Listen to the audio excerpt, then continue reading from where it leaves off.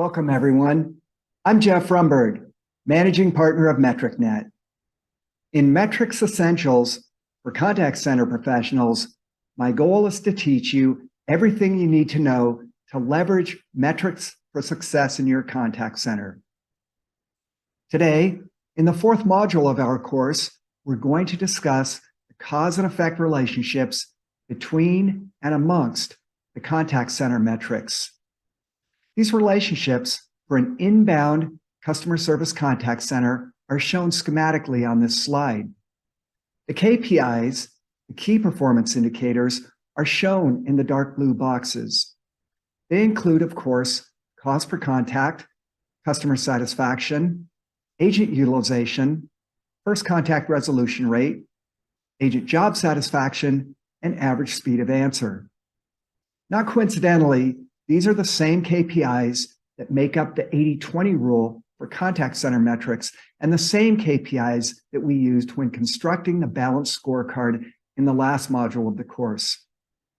The key to using metrics diagnostically and prescriptively is to understand their cause and effect relationships. You can think of these relationships as a linkage where all of the metrics are interconnected.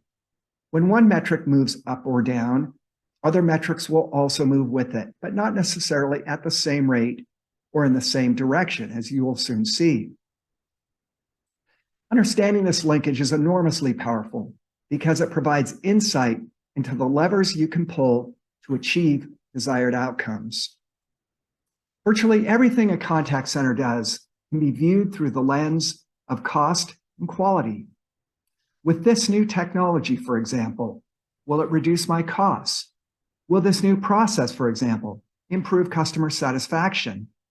This insight is crucial because it greatly simplifies decision-making in the contact center. Any undertaking that doesn't have the long-term effect of improving customer satisfaction, reducing costs, or both, is simply not worth doing. This is why cost per contact and customer satisfaction are known as the foundation metrics. These metrics are also very useful for telling the story of a contact center performance. Most people instinctively understand cost and customer satisfaction, so it's easy to have a discussion about contact center performance in the context of these KPIs. It's important to note, however, that the foundation metrics cannot be controlled directly. Instead, they are controlled through their underlying drivers. Every KPI in the contact center is either directly or indirectly connected to cost per contact and customer satisfaction, as we saw in the prior slide. Those that directly impact the foundation metrics are called the underlying drivers. They include agent utilization, first contact resolution rate, and agent job satisfaction. Improvements in any of these metrics result in corresponding improvements in the foundation metrics. But unlike the foundation metrics, which cannot be directly controlled, the underlying drivers can be directly controlled. In fact, this is where you have the greatest leverage to impact the cost and quality of your contact center. If a contact center is struggling with high costs, for example, reducing the cost per contact can be achieved by increasing agent utilization or by reducing agent absenteeism and turnover. Likewise, if the goal of the contact center is to improve customer satisfaction, this can be achieved by improving first contact resolution rate, call quality, or agent job satisfaction. Cause and effect relationship between first contact resolution rate and customer satisfaction is shown on this page. The correlation is easy to see, but it's important to note that this is not merely correlation, but is also a cause and effect relationship. On these correlation charts, the blue diamonds represent benchmarking data points, and the red line represents the linear relationship through those data points. Likewise, the cause and effect relationship between agent utilization and cost per contact is shown on this page. Once again, this is not just correlation, it is also cause and effect. And here you can see how agent job satisfaction has a direct effect on customer satisfaction. So it turns out that the old adage, happy agent equals happy customer, is not just a cliche, it's actually based in empirical evidence. Agent satisfaction and agent training hours are considered bellwether metrics because they are at the base of the KPI cause and effect diagram.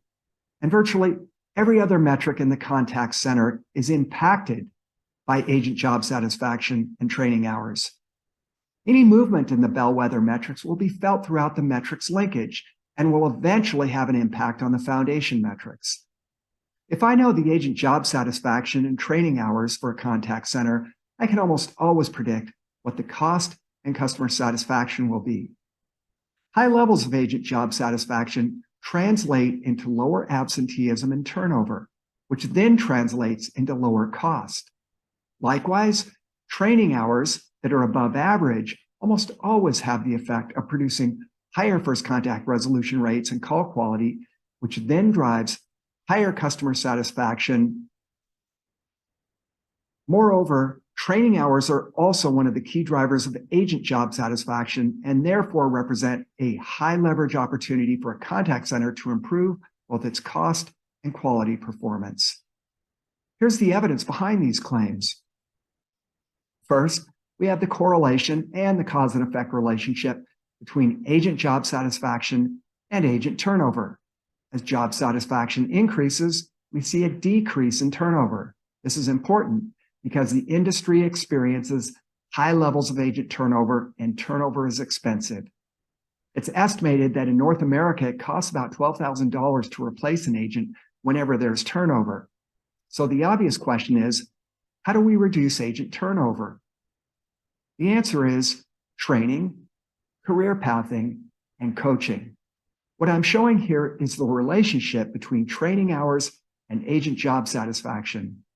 As training hours increase, both for initial training and annual ongoing training, job satisfaction also increases. That in turn reduces agent turnover and absenteeism.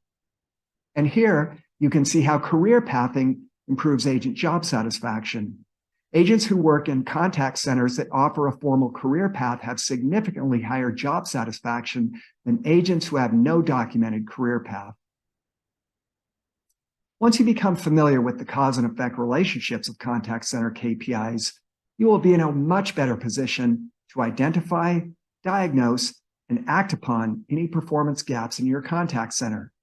This includes positive performance gaps, which you want to perpetuate, as well as negative performance gaps, which you can mitigate or eliminate by leveraging the underlying drivers. This concludes the fourth module of our metrics course. I would invite you to join me for Module 5, where I will share the most up-to-date benchmarking data for the KPIs we have discussed so far in this course. I want to thank you for joining me today. I'm Jeff Rumberg, Managing Partner of MetricNet.